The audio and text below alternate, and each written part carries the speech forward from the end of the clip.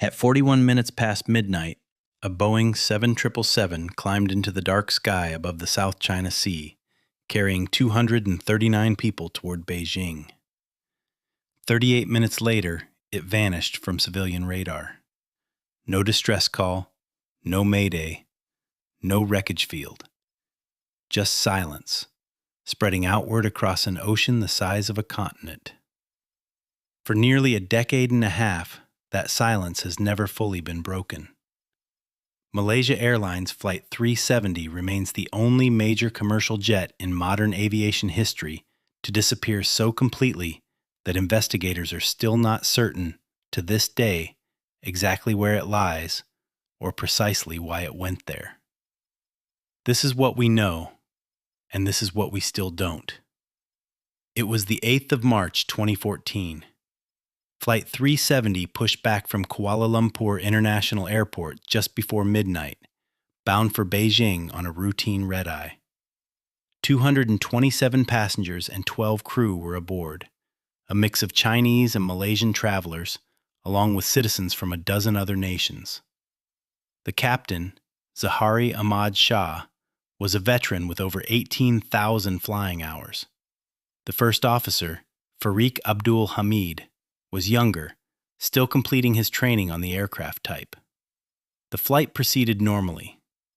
Air traffic control tracked it climbing to cruising altitude, following its filed route northeast across the Gulf of Thailand. At 12:59 in the morning, First Officer Fariq acknowledged instructions from Kuala Lumpur Air Traffic Control. At 1:19, the final voice transmission from the cockpit was heard. It was Captain Zahari, or possibly Fariq. Investigators were never able to confirm with certainty which man spoke. The words were simple. "Good night, Malaysian 370. 90 seconds later, the plane's transponder, the device that broadcasts identity and altitude to air traffic control, stopped transmitting. At that exact point, the aircraft was crossing from Malaysian into Vietnamese airspace, a handoff moment between two control zones. And in that gap, Flight 370 disappeared from secondary radar entirely. But it did not disappear from the sky. Malaysian military radar, reviewed only after the search began, showed something startling.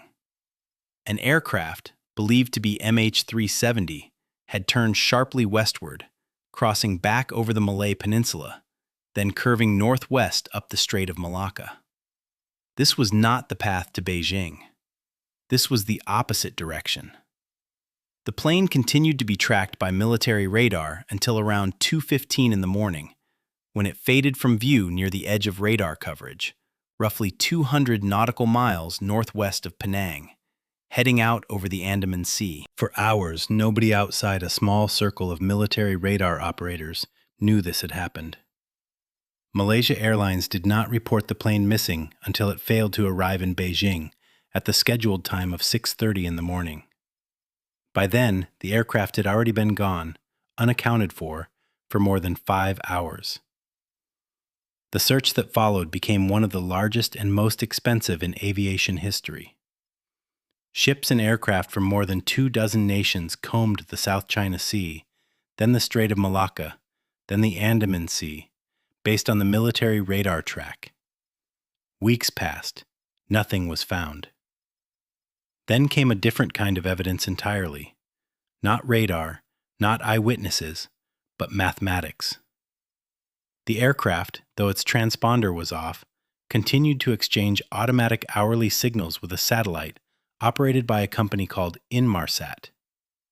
These were not communications in the conventional sense. They were simple handshake pings, the electronic equivalent of a phone quietly checking in with a cell tower.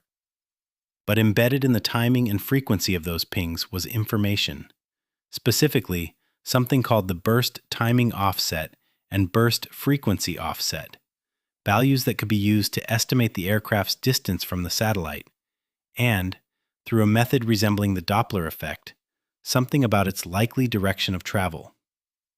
Using this data, British satellite engineers reconstructed a series of arcs, each representing possible positions of the aircraft at each hourly ping. The final ping, received at 8:19 in the morning, nearly 7 hours after takeoff, placed the aircraft along a long arc stretching from Central Asia down through the remote southern Indian Ocean. Given the plane's fuel load, its likely speed, and the fact that no nation along the northern arc reported any unidentified aircraft entering their airspace, investigators concluded the southern route was overwhelmingly more probable. Flight 370, they determined, had flown on for hours after losing contact, alone, far off any established route, into one of the most desolate stretches of ocean on Earth, thousands of kilometers off the coast of Western Australia. It had, in other words, continued flying for nearly 7 hours after its last human communication. Someone, or something, had kept it airborne. The search shifted to the southern Indian Ocean, an area so remote that the nearest scrap of usable land, tiny and uninhabited, sits over 1,000 kilometers away. Australian, Chinese, and Malaysian vessels scoured the ocean floor using sonar in some of the most technically demanding underwater search operations ever conducted, across seabed terrain of volcanic ridges and deep trenches. The underwater search, covering an area larger than 120,000 square kilometers, concluded in January of 2017, having found no wreckage. And yet, the ocean itself began to answer, piece by piece, in a way no one initially expected. In July of 2015, a chunk of aircraft debris washed ashore on Reunion Island, off the coast of Madagascar. It was identified as a Flaperon, a wing control surface, and confirmed by investigators to be from MH370. Over the following 2 years, more than 20 other pieces of debris were recovered from beaches across the western Indian Ocean, in Mozambique, South Africa, Mauritius, and Tanzania. Several were positively or very likely linked to the missing aircraft. Oceanographers ran drift modeling, simulating how debris would travel across years of current and wind patterns from the presumed crash zone. The pattern of where debris washed ashore and when was broadly consistent with a crash somewhere along that southern arc. It offered a kind of confirmation. The plane had gone down in the Indian Ocean. But it offered no precise coordinates. The debris told searchers the plane was real, was destroyed, and was out there somewhere. It could not tell them exactly where. In January of 2018, a private American exploration firm, Ocean Infinity, resumed the search under a no-find, no-fee arrangement with the Malaysian government, scanning an additional area using advanced autonomous underwater vehicles. That search, too, ended without locating the main wreckage. As of the time of this telling, the fuselage of MH370, along with the flight data recorder and cockpit voice recorder that might finally explain what happened aboard it, has never been found. So what happened in that cockpit, in the space between good night and the transponder going dark? There is no single accepted answer. There are theories, some more credible than others, and investigators have been careful to separate what evidence supports from what remains speculation. The official investigation, led by Malaysia with international assistance, formally concluded it could not determine a definitive cause. Its final report, released in 2018, stated plainly that the team was unable to identify the reason for the disappearance. One leading theory centers on the cockpit itself, specifically on deliberate action by someone aboard. Investigators noted that the sequence of events, the sharp turn, the transponder switching off, and the aircraft's climb and altitude changes recorded on radar could be consistent with manual, intentional control rather than mechanical failure. A flight simulator recovered from Captain Zahari's home during the investigation contained data that included various flight paths, though Malaysian authorities stated this was not unusual for a flight enthusiast and found no direct evidence linking it to the disappearance. No motive, no suicide note, no financial distress, and no clear psychological red flags were ever conclusively established for either pilot. Family members of both men have publicly rejected the theory that either was responsible.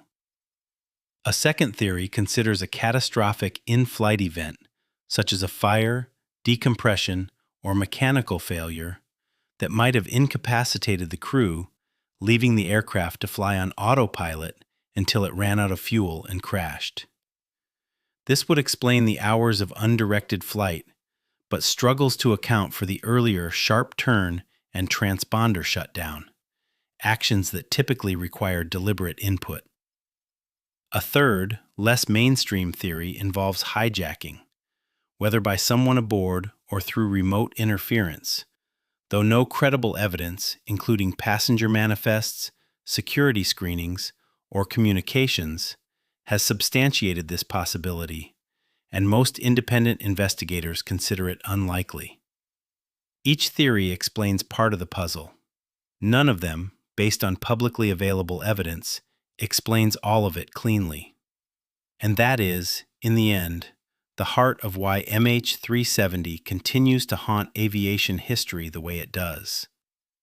This was not some vintage propeller plane over the empty stretches of the 1930s. This was a modern airliner, satellite-linked, radar-tracked, flying in an age when it feels as though almost nothing goes truly unrecorded. And still, it slipped into the dark, and mathematics had to reconstruct, after the fact, a path that human eyes never witnessed. The debris told us the ocean took it. The satellite data told us roughly where. But the fuselage, resting somewhere on the seafloor of the southern Indian Ocean, has kept its secrets. The recorders that could settle the question, the ones every aircraft carries, specifically so that mysteries like this don't happen, remain unheard. For the 239 families who said goodnight to someone boarding that flight and never learned exactly what happened to them, the not knowing is its own kind of grief, one that has now stretched across more than a decade. Search efforts continue to be discussed and periodically proposed. Ocean technology continues to advance. It remains possible that someday a search vessel's sonar will finally catch the unmistakable shape of a 777 resting on the ocean floor. And some of these questions will finally be answered. Until then, Flight 370 remains exactly what it became in the early hours of March the 8th, 2014. A modern airliner that flew into the dark and never fully came back into the light. If you found this story as haunting as we did, consider subscribing to The True Unknown. We bring you real mysteries, thoroughly researched and honestly told, where the evidence takes us right up to the edge of an answer and lets you decide